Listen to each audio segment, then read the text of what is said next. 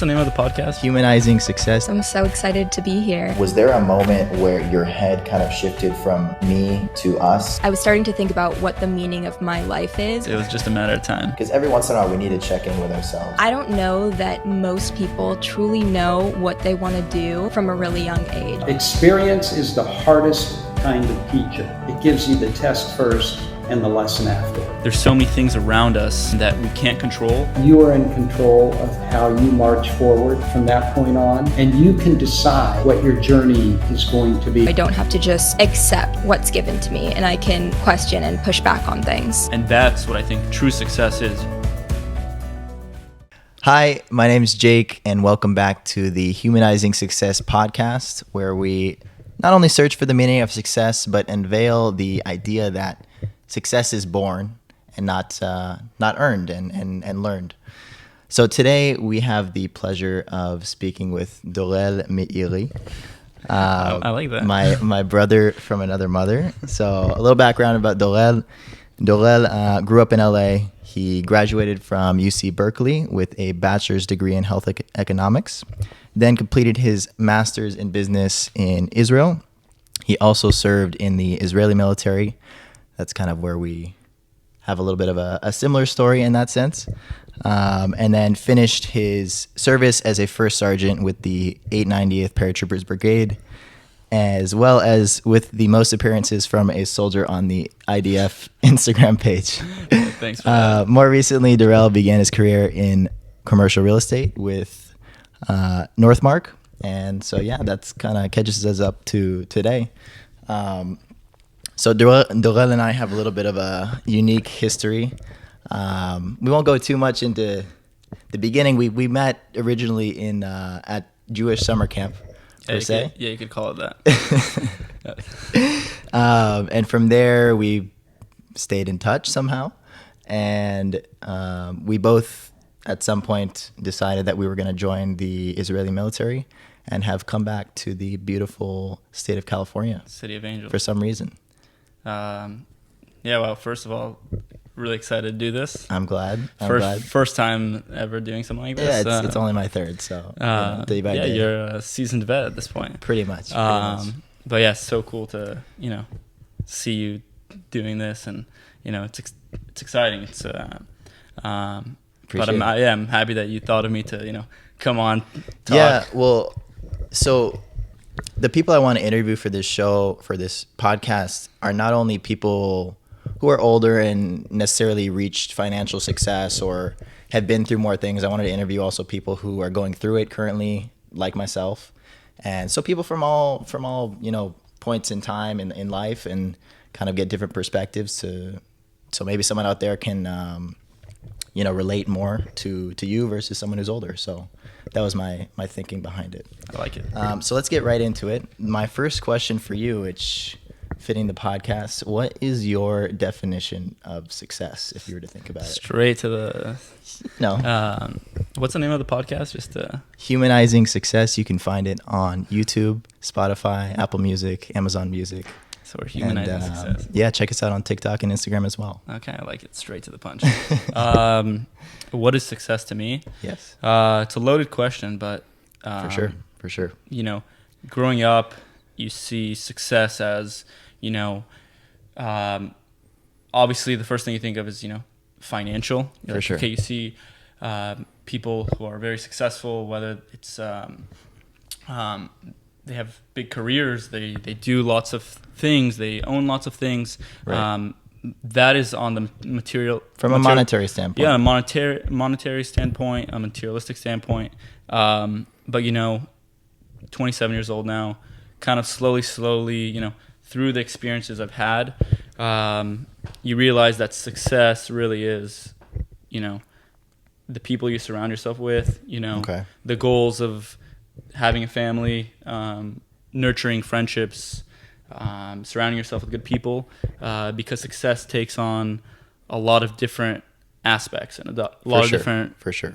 You can have success in a lot of aspects of your life. Absolutely. Yeah, and it's something I think that we're still growing and learning, being young and seeing what success is in different walks of life, as you kind of said.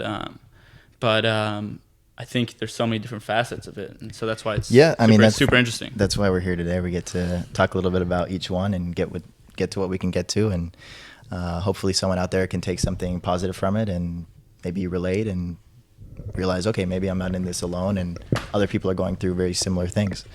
And that was kind of my desire as well behind the podcast. Is I felt like, especially with social media and in general these days, a lot of times we see the end result, but we don't. And we were talking about this earlier. We went on a walk to the Grove here in beautiful LA, and with Simba. So Simba. We didn't even address Simba. You're right. Welcome. This is Simba. Whose dog is this? This is my sister's dog, Simba. Yes. He likes to chill. He likes Big to hang chiller. out.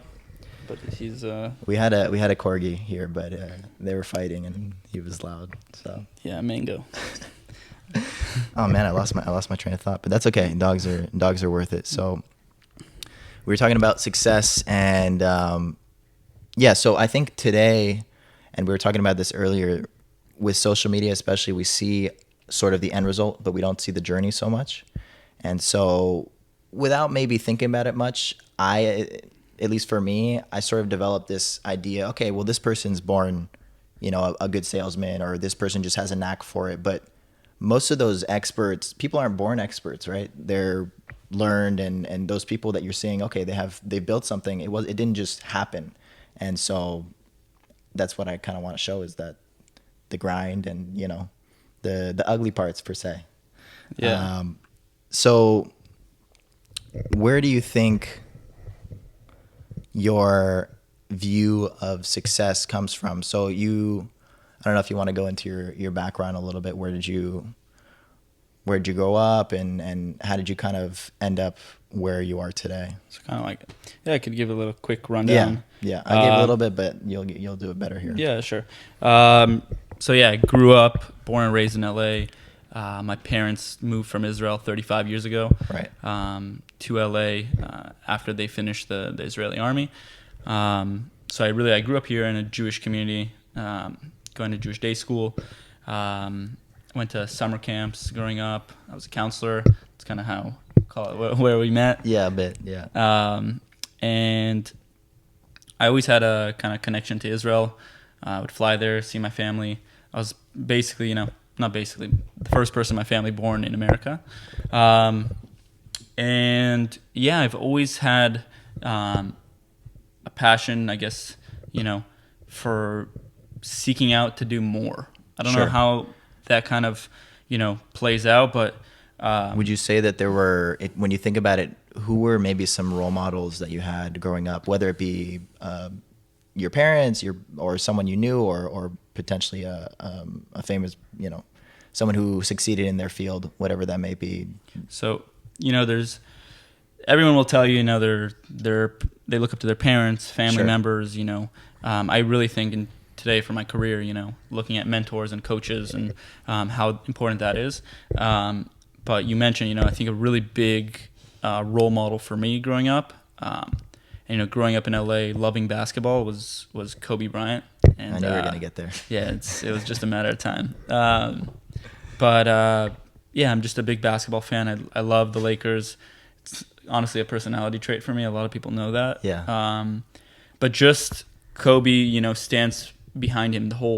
His whole essence is Mamba mentality, and the Mamba mentality is waking up in the morning and doing your best and giving your 100% best. And there's so many things around us and that we can't control. Yeah, for and sure. we can only control what we can control. So you're touching on a big point here also that I've talked about in both the last two interviews. And I think control, like understanding what you have control over and making the most of that, but also not worrying about what you can't is a huge part of life and leading up to success. Yeah, I agree 100%. I think, so channeling that Mamba mentality, working harder than the person next to you. And that's what I think true success is. As long as you're really working hard and you feel genuine and you're doing it out of a place of sincerity, then, So you would say it's more of a lifestyle or a mindset success versus a certain point that you reach in life? It's definitely both. I think it's a lifestyle because a lot of people, which is an interesting topic. I think about it all the time. It's like, hey, I want to do this. I want to go on a diet. I want to change this. I want to do that. But especially January 1st. January 1st, yeah, everyone's like, okay, we're hitting the gym. Yeah. You see January 1st, and then it's really mind blowing how it, every year same kind of thing happens. Yeah, what are we on May 1st? 5 months later, you go to the gym, and it's a lot less people. But yeah, so you were saying it's sort of you agree that it's a mindset and a lifestyle more. I think it's more of a lifestyle because you choose to do these things. Okay, I can make myself go on this challenge and do 30 days, 75 hard or whatever it is. We've spoken about that. Yeah. But if I want to change my life, I need to change my lifestyle. I'm gonna wake up at 6 a.m. I'm gonna take a shower in the morning. I'm gonna work out 3-4 times a week. Taking that, that lifestyle. If I want to wake up at 6 a.m. I want to take a shower, and these things that you want to change in your life, you need to make it your routine, your lifestyle versus, I'm going to go and do this challenge. So. Yeah. So you're talking about, you said a key word there, which is change your life sort of. When you say that word, are you currently thinking, oh, I want to change my, are you always thinking I want to change my life for the better, or is that sort of the lifestyle that you're talking about? I think going back to it, that's what success is we're getting better every day. Okay. Every day, every month, every year, we say, okay, I want to get better at this. Is it, physically, I want to get better at the gym. I want to, at my job, I want to, my work, make more money, expand my business. Is it with my friendships and relationships? I want to, connect with more people. Yeah. So you're always getting better. I think as long as you're getting better in whatever way you think about it, that's kind of success. Okay. And so we've talked about, and both of us have kind of at least tried or implemented parts of the 75 hard challenge. So for those who don't know out there, it's sort of a lifestyle challenge. You work out 2 times a day, you drink a certain amount of water, you read 10 pages of a book. Takes over your life. That's what it does. Yes, it's a lot. It's a lot. So, and I didn't really fully do it, but I did it majority for about 2 weeks, and then I did it with my girlfriend as well, and we sort of fell off. But I kept working out every day, and I've been reading. I fell off a little bit of reading now, and I sort of replaced that with podcasts and still helpful, ideas about, becoming a better person and things of that similar nature. But I think a lot of people have an issue, and so did I, with thinking, okay, I want to change my life, but there's a disconnect with taking action. And so how have you found yourself to be successful in going from thought to action per se? Thought to action? Because I feel like it can be a big gap, and some people think, oh, I just don't have the motivation, or what do you think where do you think that comes from? A lot of people like to talk, is what you're saying. It's like, yes, you can think, you can talk about it. At the end of the day, you just have to do it. Right. I think a lot of people really want it, but I don't know. That's where I disagree. I don't think enough people want it. Okay. I think a lot of people will talk and say, hey, I want to do this and this and this, and I want to, create this for my life. And, I try to instill that. And I have a 13-year-old brother, and he says, I want to be a stock trader. Yeah. Okay, that's fine. You want to be a stock trader? Go learn about stocks. Go learn, what is a company, their revenues and profit margins and what that means. So if you really want something, and I think when you genuinely find something you want, you're going to be passionate about it. You're going to follow it. You're going to want to do it 24/7. So if it's something, let's say you want to better your life. And how do you go about, sorry, you can finish your thought. I totally was. No, I was going to say, if you want to better your life, you just got to go for it and do it. Because, not enough people, that's why not enough people are doing it, instead of just talking about it and thinking about it. Yes. I lost my thought. So find it.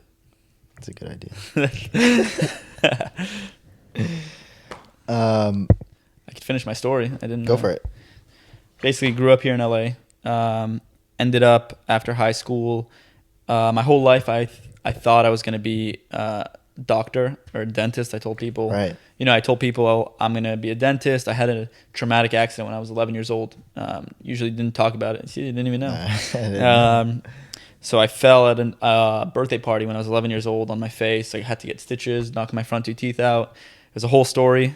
I would see all these specialists and doctors from, I was in 5th grade until basically 21 years old. Yeah. So a big reason I had to go through some procedures, and that was a big reason why out of high school I stayed in LA.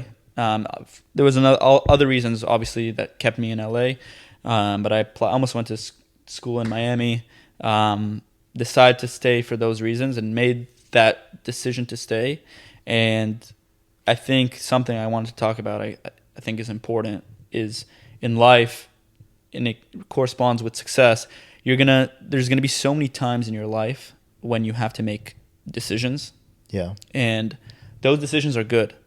And that kind of is the driving factor behind me to make all my decisions and want more is how you go about and decide things. And I've learned from the decisions that I've made in my life that anything you choose will be good.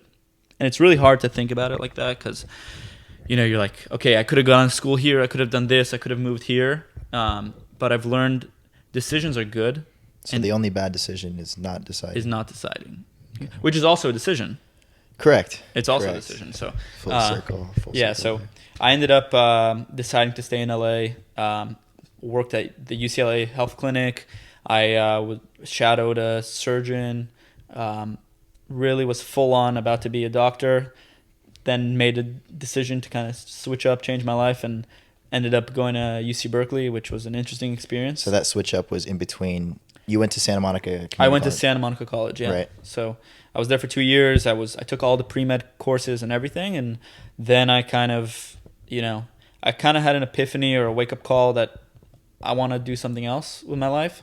And so I think this is a big thing because I feel like many people have these epiphanies or wake-up calls, but they do nothing about it. So did you have anyone who pushed back, your family, friends, who said, okay, why are you giving up all this work, all this work that you've done to start from the beginning in something new? And so did you feel any of that pushback? So it was interesting. I think it cultivated over time. Okay. I think it was something that was brewing, and it like a big reason why I stayed in LA was, okay, that procedure that I had to do. I had a girlfriend at the time. There was a lot of things that kind of, pushed me. My little brother was just born, for me to stay in LA and to study medicine and be a doctor. Yeah. And then it kind of just, I thought I wanted to do something else, and I just went for it. And I think in life you just got to go for it. And did you have anyone tell you at the time this is a bad idea, or don't give you're on a good path per se? No, I don't think so.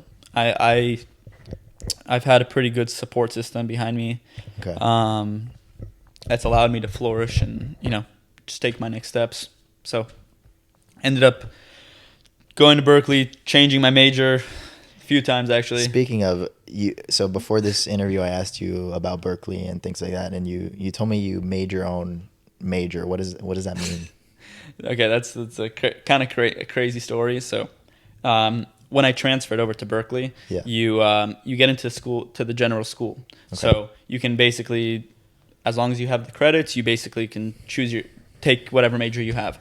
And so I had already taken all the economics courses, and when I started at Berkeley, and I was taking classes at the Haas Business School. Okay. So I wasn't in the business school, but I was taking courses around econ, and that was my plan to go to major in econ. Okay.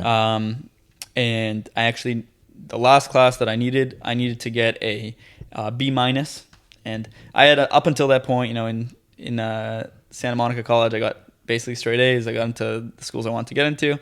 At Berkeley, I kind of slacked off a little bit. I was like, okay, then I'm ready. Too much fun, or probably a mix of both. It was a fun time, but I needed to get a B- in this class, and I swear to you, I don't know what happened. This guy did not want to give me a B minus for whatever reason. I don't even remember the reason, but I got a C plus, and I was like 2 points away from getting a B minus, and so I wasn't able to make my major econ. So after taking all the classes for econ, that's what set it down a different path. Yeah, so this was my last semester as senior year, and they told me, hey, you can't graduate with econ. You didn't get the B minus that you need to get.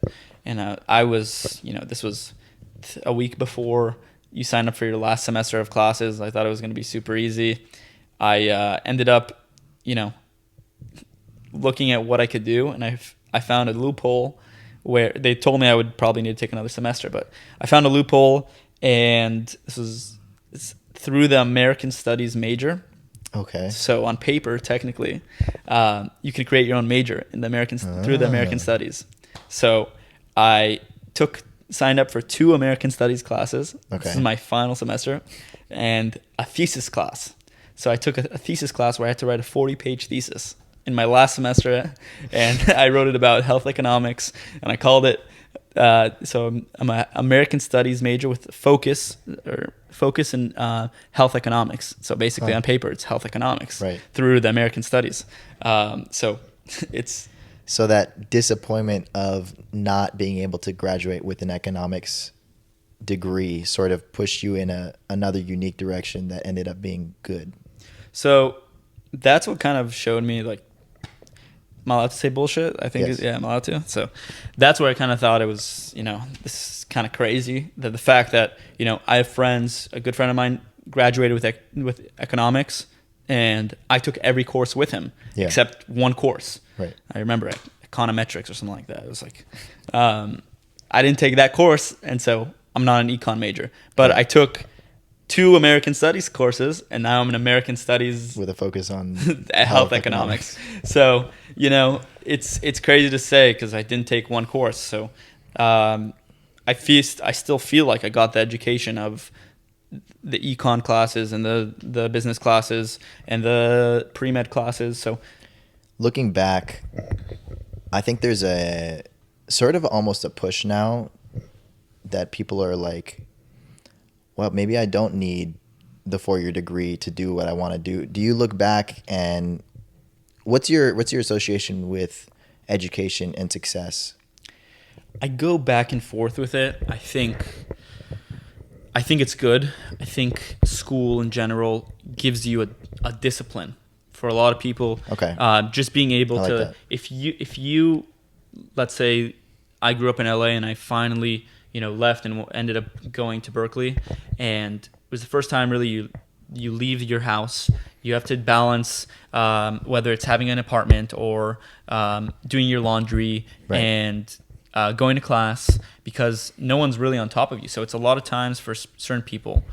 For myself, it was something where I can really hone in on the discipline of being an independent individual. Being an independent individual. So there are a lot of life lessons that you learn that are through school, but not necessarily associated with your classes or. Exactly. So I think that's why I think it's overall a positive experience. Right. Obviously, I think if you want to be a doctor, if you want to be a lawyer, if you want to be any of these, paths in life that you kind of want to take and you have to have school, I think it's required. But, you hear about all these other stories of people who succeed without going to school. So for sure, it depends. It's not for everyone, obviously, but I think I don't want to say 9 out of 10, but I think for the most part, even if you don't know what you want to do, I think it's a good, you always have kind of a background in it a little bit. Yeah, I get that. If you want to call it. I get that. So if I were to tell you that in my head, if you don't know what you want to do, I find more value potentially in going and working and trying a whole bunch of different professions, or even shadowing. And this is not something you can be in school and do this as well. But for me, I looked at it as, and I didn't end up going to a 4-year. I went to community college for 1.5 years and then ended up going to the Army. But for me, because everything you talked about wasn't necessarily related to school. It was more about learning to be on your own and trying different things. And so I found that almost going and working in different jobs and fields and working with people in that sense gave me more insight into how to be a functional human being in society. Obviously, everyone's going to have a different outcome on their after their path and that. But what do you think about that? I think you're right, but just like how you learn from working and going to school, I think you learn from everything. So right, and also school is a job in a sense. There's no better or worse. I think everywhere you go, if you're able to open a door in through this path or through this path, take that path. So it's about growth. It's about growth. Yeah, as long as you're growing, I think going to get your degree potentially allows you to open a door somewhere. Sure. So sure. I'm happy that I went because I have good connections and people who are driven to do different things. That's a big thing I think that people gain from. I think honestly that's the most important thing from university is connections. Even to, I mean, I'm sure, I don't know how it works exactly, but I've heard that a lot of universities their alumni are very supportive of their students coming out and graduating and will help them find jobs and things like that. So connections, I think, is a huge that's part of that's definitely the biggest thing. It's about for connections. Sure. Yeah. So military, we both decided. So were you an Israeli citizen already before? So it's actually an interesting story. I ended up graduating from college and ended up going on the birthright trip, staying in Israel. Just explain what birthright is real quick. Birthright, look at the camera. Birthright, go on birthright. Birthright. If you make it out of this, you better pay me. 10 days, meet your wife, meet a nice... Birthright's a 10-day trip sponsored by the state of Israel as well as other Jewish donors that allows Jewish individuals from all over the world to kind of go and see and experience Israel firsthand that they might not know of or just heard of things on the news, and kind of you get to see the beauty and the amazingness of Israel through your own eyes. Yeah. I'm obviously biased because I'm Israeli and I love Israel, but I think once you kind of step in Israel for the first time, everyone realizes, okay, this place is kind of cool. So, yeah, it is cool. So you did birthright. You graduated college. You did birthright. Did birthright, and then you can extend your trip on birthright, and then I ended up just staying. On my flight, and I was like, I'm just gonna stay and join the army. I mean, that was my plan. That was. Was that something you came up with while you were there, or this was something you've been thinking about for a while? So I started recruiting my senior year of college, and I had always known different parts of my life. Going back a little bit, when I was 18, I thought about and finishing high school. I thought about going to the army. Before I transferred. I thought it was always something in the back of my head. Okay. Because I was always like the Israeli kid growing up. Because I spoke Hebrew at home and had schnitzel and Classic, yeah. And so it was a whole process of me getting into the army because I'm technically an Israeli citizen, but not, and I was never, I never had a passport.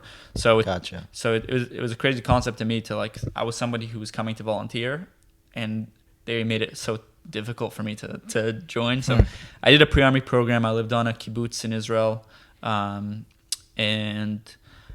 then I eventually drafted. I had some tryouts, and it's called the gibushim that we did. Yeah. Where you kind of try out for different units. Got into some cool units like some special forces units, and then I did a kind of full circle thing where I chose to be in the unit that my dad was in, the 890, the paratroopers. I thought that was kind of be a cool continuation, and it's something that I wanted to kind of do and saw myself doing. So was in the army for 2 years. Was a great time. You learn. A lot of people ask me, what did you learn from all the time from the army? What did you learn? Yeah. What are your Tell takeaways? us the secrets. Yeah. So I've honed in on my answer. Okay, good. I look them straight in the eyes and I say, no. I think the biggest things I kind of learned from the Army is a lot about that discipline. Okay. Discipline in wanting to do something. Yeah. And just setting a timeline and doing it. And you learn that through our training of physical training and mental training. You just have to be disciplined to do it. And it's a lot about, team building and working with people. And so I was also a commander in the Army. So I was able to work with different people. How do you, everyone has a different personality. So how do I best connect with you versus somebody else? So a lot about team building and, communicating with people and just having that discipline. So that's the things that I kind of really, I think, can take away from the Army. Maybe some back pain here and there, but not other than that, yeah. I feel like, and now looking back, I don't as much have this, I definitely don't have this thought, but I feel like all of my friends were in university while I was in the Army. And when I finished the Army, in my head, I had this great experience, but I hadn't taken anything. I hadn't taken a degree. I hadn't taken anything I could show on a resume to, push myself into the next part of life of working whatever job I thought I was supposed to have. And I thought, okay, I'm now at a disadvantage. But looking back, I more feel like I learned applicable skills just in a different way. How do you feel? What sort of skills do you think? I mean, we talked about leadership now and those types of things, but first of all, can I say the fact that, I've known you since I was, call it 16. Yeah. 16. Just about. And you were what is it? 13 years old. How old are you now? Yes. So. Just seeing your growth, and I think throughout, it's cool to see, and I could see how you have grown, and it's a testament to joining the Army, and growing up and having that growth, and so it's cool to see from my perspective. We were close in Israel, and I got to see your experience through there and before and after. So it's cool through my eyes. So I just want to make note of that. I appreciate it because, and a lot of times I found that it's so easy to get focused, to be focused on the things that you want or you don't have, and sort of neglect the things you've accomplished or the things that you do have. And yeah, that's something I've struggled with, because in my head, I have so much room, I have so much, so far to go, and I feel like I'll never be satisfied. But it's not. But that's the point, right? It's not about that. Yeah. So it's and then you have the whole cliche statement. It's not about it's not about the destination. It's about the journey. So true. And we're not getting to an end point. It's about how we go through that process. Yeah. And I think the end point can be overwhelming, and a huge part that I've learned is when you have some sort of goal you want to reach, the first thing you need to do is break it down into steps or small achievements, and almost when you do achieve those, celebrate those as if they were almost the end goal, because they say get a little better every day and you'll reach did I spark something? You did spark something.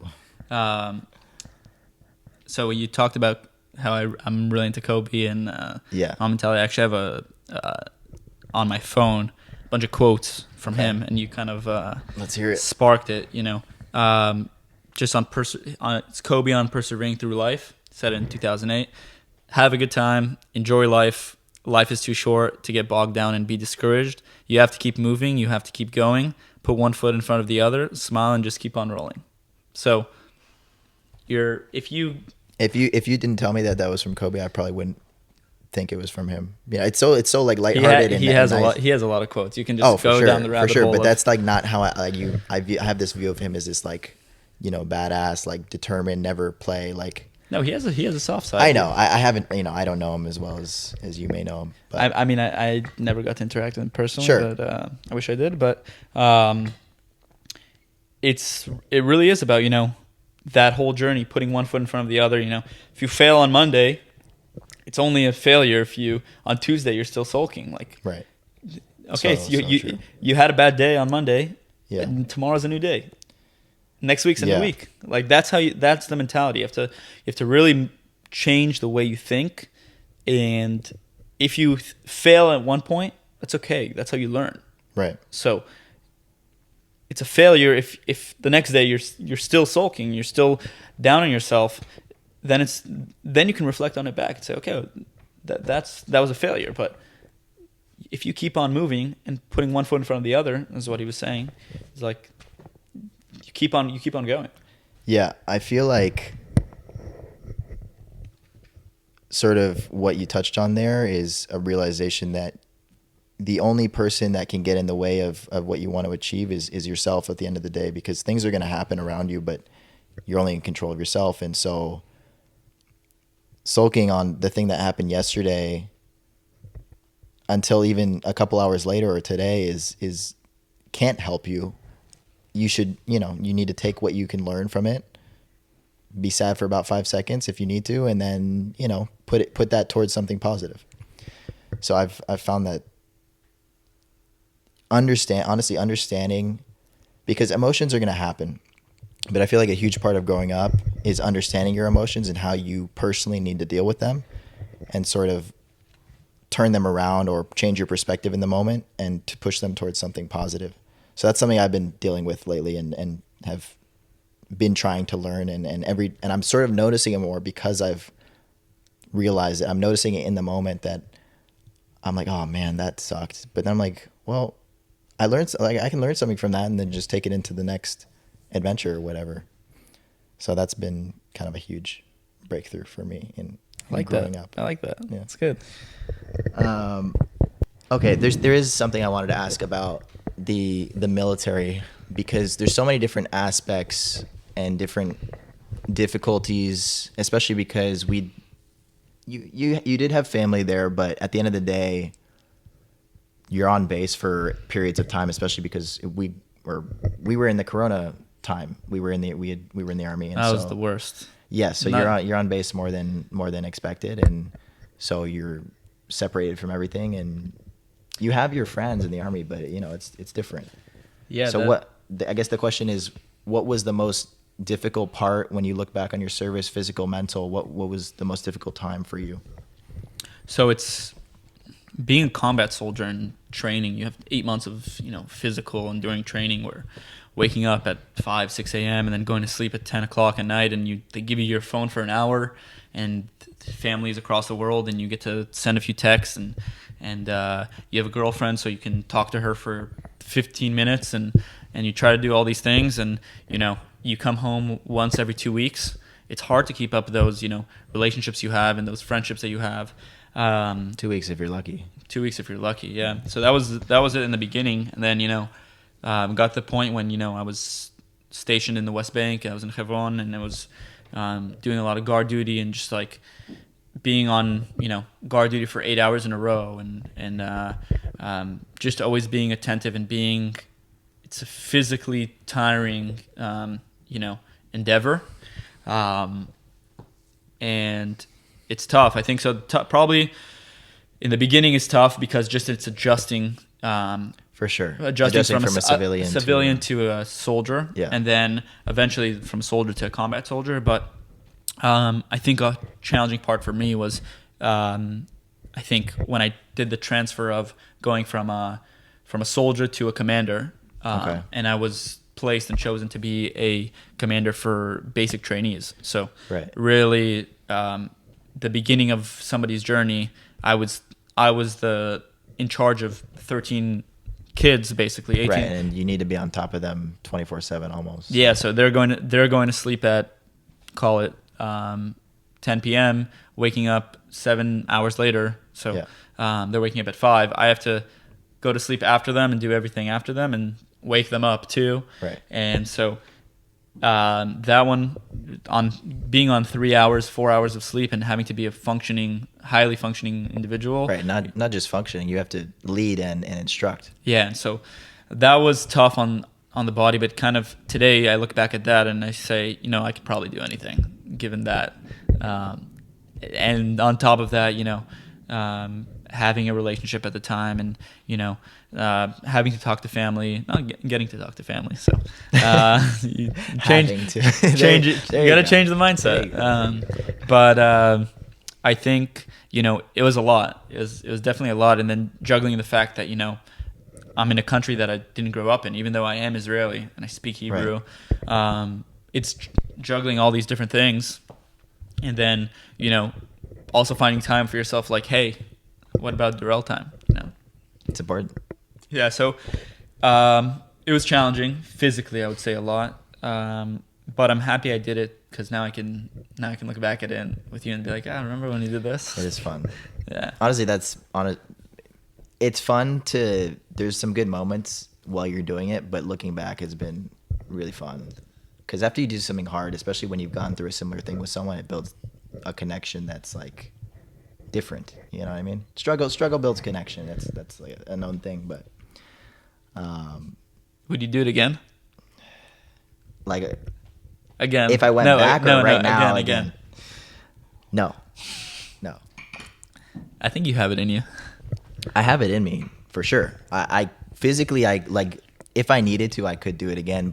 And it's funny, I've had this conversation a couple times with buddies who were also in the Army, and they're like, oh yeah, if someone just paid me like $200,000, I'll go do it again. I'm like, for me, I got what I needed to get from it. I have a thing in my mind, and maybe it's a problem I have, but when I have ever worked for a bigger sort of corporation or somewhere where I'm a small fish in a big pond, mm-hmm. I feel trapped, and I like to be in control. Maybe that's a problem, and I felt being a soldier, obviously. That's why you got to be a commander. Yeah, but still, you don't decide your hours. If there's an emergency, someone can pick up the phone and completely say you like disregard your weekend. You no longer have a weekend. Yeah, right? Jake, you're excited. You have plans. Right. You have plans. You're about to go do this, that. Hey, Jake, we need you to come back. So, and maybe I had the wrong mindset about it, but the fact that I had so much anxiety about that, and that started from basic training, I feel like, for me, when I first realized that, oh, wait, I'm sleeping, but someone can come in my room, and they do come in your room and wake you up in the middle of the night and yell and scream and shoot cap guns. And that was me minus the screaming and the... Right. So, I mean, that's part of getting you ready for anything, but that was honestly the worst part for me, was the fact that I hate being surprised now.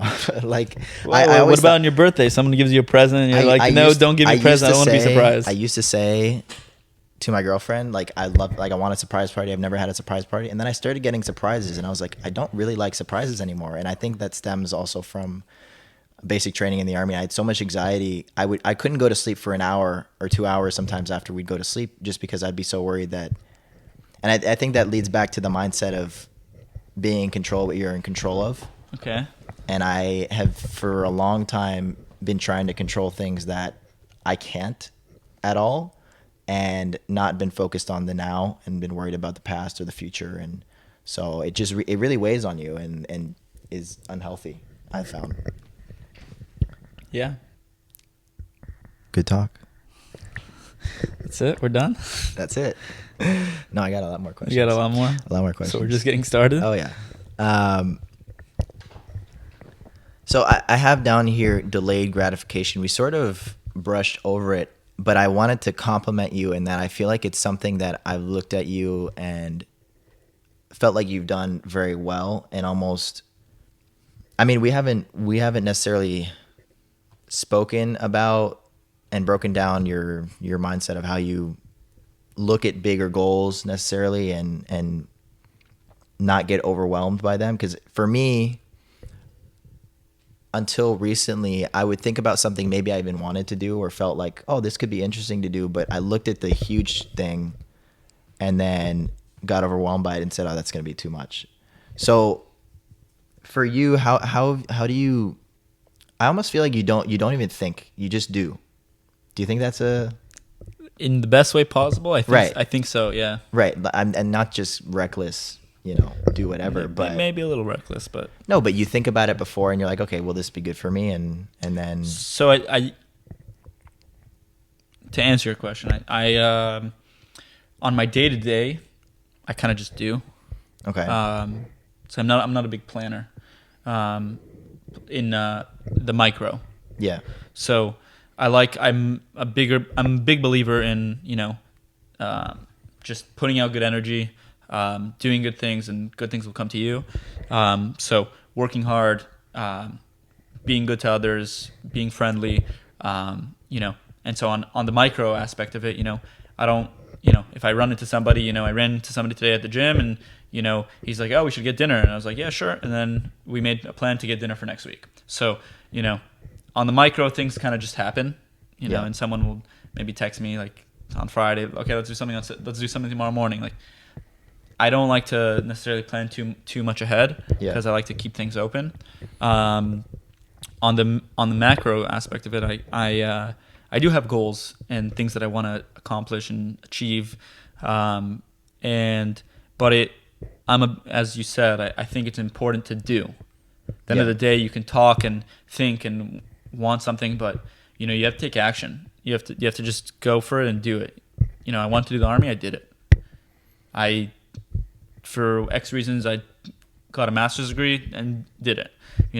And so it's the delayed gratification, and it's something that probably I have challenges with, and still I'm going through, is enjoying that process and being happy today, because a lot of people are in the mindset of, hey, when I get this, I'll be happy. When I do this, I'll be happy. Yeah, that's huge. But you will, if you're able to finish this goal and finish this accomplishment, and you definitely will be happy. But I think if you're able to be happy throughout the journey, right? Because that moment is temporary. Eventually. Yeah. It's kind of like give a dog, like let's call him Simba, for example, who was here a second ago. You give him a treat and he's happy. Yeah. Forgets about it after an hour. And he just wants another treat. Yeah. He just wants another treat. So it's about enjoying or finding a way to enjoy the journey, which I think is said a lot, but we're all just dogs looking for treats. Yeah, wow. That's a clip right there. That's a clip? Yeah. We're all just dogs looking for treats. How did you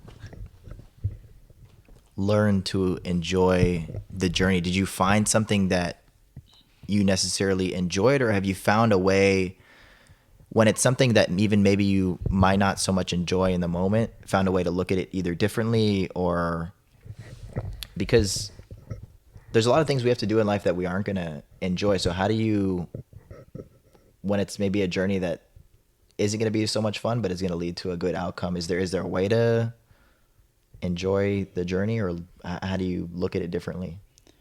No, you just got to wake up in the morning and think about, hey, what are my next steps that I'm going to make myself happy? And it starts with, I like drinking coffee. I like drinking matcha. I'll drink coffee. I'll drink matcha. And then it's like, okay. You have to take on little wins. Yeah. Little wins in life where, I like working out. I'll go work out. And then, right. I want to do something, go and do it. And so from those little wins, you stack them up, and then eventually you'll get bigger wins. So enjoying that process throughout, you just have to wake up and say, I want it. I want to right. be happy. No one's gonna, no one else is gonna cause your happiness. Only you can do it. Right, for sure. Do you think it's important how we associate a feeling with a certain action? Because I feel like you could do one job in a couple different ways. You could go into it with a certain mindset that's like, oh man, this part sucks or that sucks, and you build up this sort of resentment towards something. So do you think a mindset and like perspective has a lot to do with being able to enjoy the journey? Yeah, if you don't have the mindset, then you won't accomplish anything. If you think all day long you're I probably can't do that. It's probably going to be really hard. I don't know how I'm going to get there. You're probably not going to get there. So kind of speaking Into existence. Yeah. I'm a big believer in that, so Do you do any sort of So I visualization try to write things down. I'm not the best at it, but actually, because I basically changed careers in the last, call it 7-8 months. I was always working in real estate, but now I'm a broker. I sell apartment buildings in LA, and I started this job, call it 7-8 months ago. Okay. And I have a coach and a mentor that I really look up to. And is this someone that was given to you, or you just said, "Hey, can you help me"? No, I have a couple mentors and coaches that I check in with, Okay. on a month or two basis. But and I meet with them for coffee and whatnot. But this is someone who I work with, and Gotcha. and he's someone who I kind of chose. But I told him when I first started. This was in August. I told him, hey, people usually in commercial real estate and selling apartments, it takes a year. And I told him, and I looked at him and I was like, I'm going to do this in 3 months. And I wrote it down. And that was the first time I ever, I wrote it down, and I told him, hey, I'm going to close a deal in 3 months. 2 months and 29 days later, I closed a deal, and which was, for me, was like, okay, this really says something about, speaking into existence. So Right, but it didn't happen because you wrote it down. So what happened after you wrote it down? Like, why did that translate for you to happening? I worked my ass off. That was at the end of the day, yeah. But no, I got lucky. I probably got lucky, but and I genuinely mean it when I say I got lucky. Well, but here's the thing: luck is where hard work and right, it's a fine line there. Yeah, hard work and opportunity meet. That's a clip. Hard work and opportunity meet Equals luck. That's luck.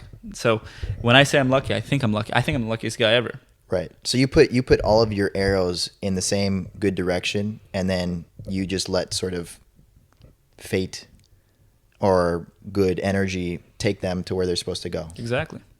Yeah, it's I like that. I will continue to say that I'm very lucky. And I am lucky. I'm very blessed. I have a lot of good people surrounding me. But you've got a lot of momentum, is what you're saying. Yeah, it's as long as you put good energy out there and you are trying your best and you're working hard and you're enjoying life, people are going to want to be around you. Yeah. If you're smiling and you're having a good time and I ask you, hey, let's go get coffee, there's no reason you're going to say no. You're like, that guy. This is a huge thing that you do very well. Also, you make it it's fun to be around you, and I've noticed also. Thank you. In myself, like even just walking around, or I'm going to get coffee or whatever, like I don't smile enough, and I think it's because I also have this. When I've talked about it before, I have this fear of being vulnerable in front of people, especially people close to me, and so showing feeling or showing emotion previously in my head was a sign of weakness and something that I avoided. And so I feel like in those small moments when I'm going to get coffee or whatever, my mind immediately goes, protect yourself and don't show emotion. But all I'm doing is closing off the world by doing that. And your ability to make everyone feel almost special in a way, and like that you're genuinely happy to be around those people, and then they're like, why wouldn't I be happy to be around you? But just giving off that good energy, you're very good at that. Where do you think? Have you always felt like you? First of all, thank you. I think that's an important and integral part of interacting with people is, when I talk to you, I'm 100% there. Yeah. Yeah, that's a good point. I'm only going to spend time with you if I care to spend time with you, and I enjoy having conversations. So I want to learn about you, and maybe I have a big belief in humanity, and I think a lot of people are good. There's good in everybody, so it's not for ulterior motives or anything like that, but just I ask you how you're doing because I care how you're doing. Right. And you're someone who I've known for a long time, so I think, if you even just remember someone's name, you go to a coffee shop and you remember someone's name and you say, that's huge. hey, whatever. So and so, yeah. Hey, Bertha, Bertha. Met a lot of Berthas. A lot of Berthas in your time. And you remember them, and they come back the next time. And you say, "Hey, Bertha, how are you?" And they're like, "Wow," and they'll smile. They feel important just by knowing their name. For sure. And it's something so small that you can do, and so it's a practice that I find is so important and so crucial to connecting with people. Yeah. Because if I have a conversation with you and you tell me about something, and then the next time I see you, I ask you about it, or I went and I did a little bit of research about it, and and I remember something that you said. That's what really keeps relationships and shows that you genuinely care, and being present. Just when you're having a conversation with somebody, not being on your phone when you're talking to somebody, but just being there and being in the present moment. So yeah, I think another part of that is also being authentic, because there's this. It's very easy to look at a situation that you're about to go into and be like, well, if I acted like this a little bit more or did this certain thing, these people might like me a little bit better. But usually it's the opposite. Usually people are more drawn to you the more real or authentic you are. And even when we've been around each other and I've seen you with people maybe you're meeting for the first time, I feel like they're seeing yourself for who you are from day one, from second one. So I don't know, I think that's a valuable skill. Thanks. Yeah, of course. Next topic. Water break. Water's important. Very important. I've been trying to stay away from I never really liked sodas too much, which is good, but I'm a big juice guy. What are you, like carrot, celery? Well, I grew up drinking. You're a prune juice guy. No, definitely not. I grew up drinking mango juice. Mango juice. That was Curran's mango juice. I don't know who that is. Corinne? Nice like lady. Corinne? No, it's a company. Oh, okay. But anyways, water's important. What kind of water you drink? All kinds of water, really. I was going with like Aquafina, Dasani, gotcha. Arrowhead. I don't really drink bottled water that much. What? But Gold Star. It's pretty much water. Same as Bud Light. Family. What role does family play in your success? I mean, it's everything. It's like basically, at the end of the day, Darwin has, the nature versus nurture idea. So talks about, how much of our existence is our nurture, what we get from our, from the home, what our parents affect on us, and how much of it is our nature, is going to school, from being a kid, from the things that we choose to do and who we surround ourselves with, but your family is your basically chosen, like naturally chosen people that surround you. So your mannerisms, the way you act, the way you talk, the way you think of the world is a lot of your family, whether you like it or you don't like it. Yeah. It's basically the integral to who you are as a person. So you can only deviate so much from your family. So it definitely is important. I wouldn't be here without my parents for who they are, what they stand, how they've supported me. Yeah. My siblings. Don't have too big of a family here in LA, but Israelis have this thing that growing up here, not having a huge family, your family friends become your family.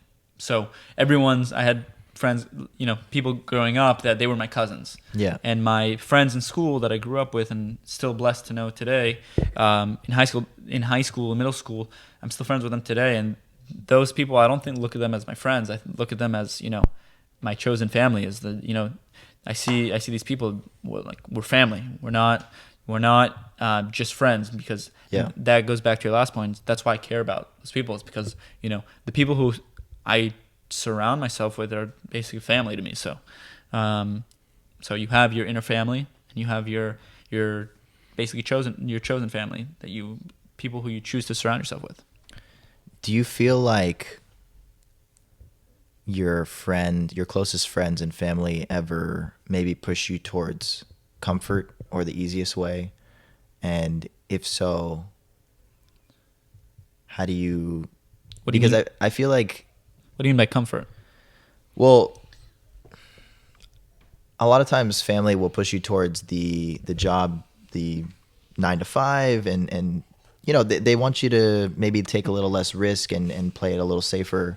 So how do you juggle expectations per se, or do you feel like do you not even feel any expectations from family? So I was kind of, call it blessed. Both my parents are more entrepreneurial. They whatever, have their own companies. They do their own thing. They work on their own schedule. They don't have a boss. So you saw that early. Yeah, I saw that early on. So I didn't ever think of, going and doing something for somebody else. And fast forward to today, I work for a corporate job technically, but I am still I'm a broker. Regular, No, I'm a broker, so I get to choose my own hours, even though I still work more than the 9 to 5. But it is kind of the energy that you put in is what you get. But because I saw that at a young age, I was able to really see, okay, this is what I want for my life. So I think, I was never really pushed to do that 9 to 5. I maybe led my parents on and my family on. I was like, yeah, I'm going to be a doctor. And then I was like, actually not anymore. Yeah. So even from your friend, do you have, I assume you have friends who chose the safer, well, to each their own. But the usual route you see after college, which is, go to the best from high school. You go to the best college. From the best college, you go to. So are there moments... the best job, and the best job is the one that's the highest paying. Right. Not necessarily what you like to do, which is, it's a nice topic that I like to talk about. After I finished the Army and my master's degree, I was lucky to travel South America for 6 months, which was amazing. But I got to travel with a lot of different Israelis and people from around the world. Yeah. And I always talked about the difference of, mentalities, of American mentalities. And I think it's very, Americans think like that. Okay. That's the way they think, I'm going to go to school or not go to school, and then kind of, and for the most part in America, a lot of people go to school. For sure. And then take that 9 to 5 or whatever job. Right. That's definitely you go into. Versus in Israel and, other parts of the world, for in Israel, you're mandated to do the army, first of all. So women do 2 years, men do 2.5 now. And then, so you're doing the army, you had a positive or a negative experience, whatever it is, and then you work as a waiter, you save up some money, and they say, hey, Jake, go travel for 6 months, go to a year to Southeast Asia. Yeah, right. And if you don't, they're like, why didn't you? It's like, if you don't go on a trip and go travel, they say, go explore the world. It's like you're the odd one out. You can say, hey, I want to go study or whatnot, but then you come back from this trip, and then they say, okay, hey, Jake, go do whatever you want. Go work, go study, go do whatever you want. So it's a little bit more loose in that idea. Sure. So definitely different mindset. And I got to meet, people from all over the world and see their mentalities and how they kind of do that. And so it's very different around the world and then in America. So I do have friends who kind of went the route and started working right away. I have a lot of friends who are entrepreneurial and started their own companies. So there's a mix of both, and I think there's not one that's good or bad. Yeah. Just whatever's fitting for that right person. I'm not saying the American mentality versus the international mentality is better or worse. Right. For everyone, there's something else that's fitting. Yes. So I feel like the fact that there is a choice and that mindset that you do have an option to maybe go travel for a bit or go to school or do whatever, but I think that's I guess what hurts you is the closed off mindset that, okay, my path is college, job, work forever, retire. That's the only option. So I think that mindset that you got from Israel, and that I think I've got as well as your travels, is very valuable. And I think that might be a good point that we can end on here. I've enjoyed our time. I have enjoyed our time as well. So we will close out. So what I've been doing previously at the end of the podcast is asking this interviewee a question from the last interviewee. That's me. Person I interviewed. Anyways, we'll learn how to speak English later. But so I've been doing that, and I thought I came up with that idea, but it's only because I was listening to a podcast that I really like called Diary of a CEO, and they do that exact thing, and so it kind of just worked its way through my subconscious, I guess. You're being inspired. Pretty much. You don't even realize. So you're being you inspired. did answer the question from David, who was our last person we interviewed, about what's your meaning, like what is the meaning of success? What's your definition of success? Okay. But You have another question for me? yeah. So, well, it's a question, and then I want to go through some quick responses where I'll throw out a word, and you'll give me one Oh my one God, word. it's like a association map. Yeah, exactly. So the final question would be, what do you consider your greatest success so far in your short lifetime here? That's a hard one. Yeah. Okay. My greatest success so far on this earth. Yes. Um, Or a moment you're proud of. A moment that I'm proud of till today.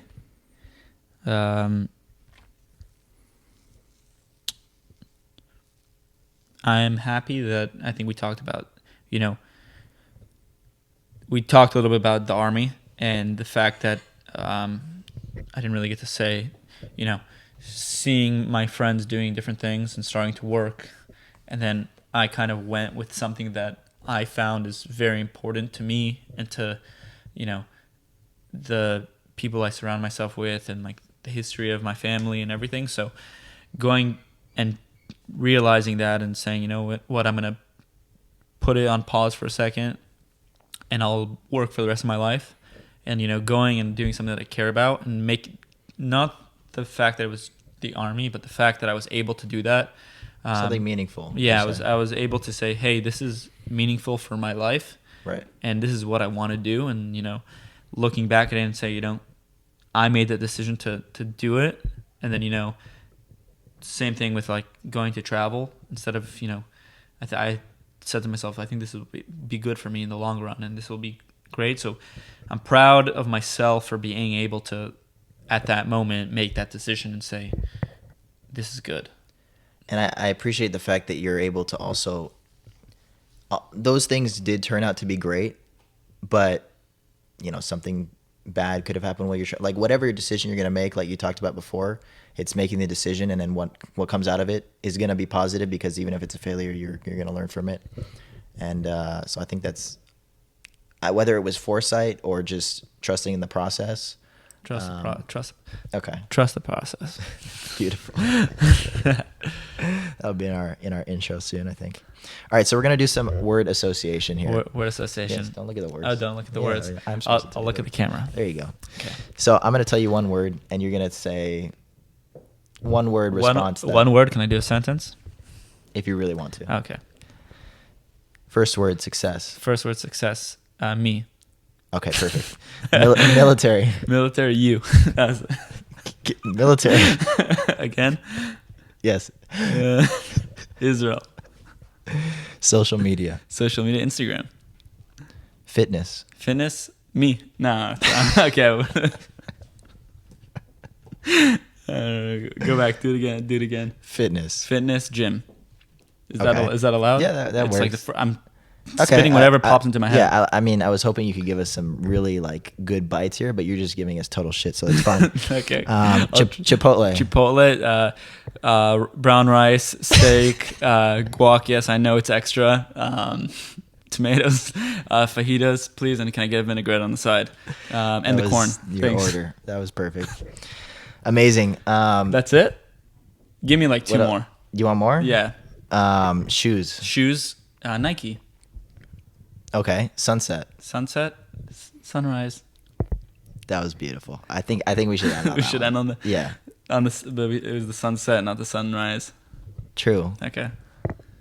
Yeah, true. No, I think that's a good one. So, lastly, I want to thank you for being here. Thank you for having me. It's been a real thank you for doing pleasure. this. I'm excited to see the journey of Me too. This is what, the third podcast? Yeah. Yeah.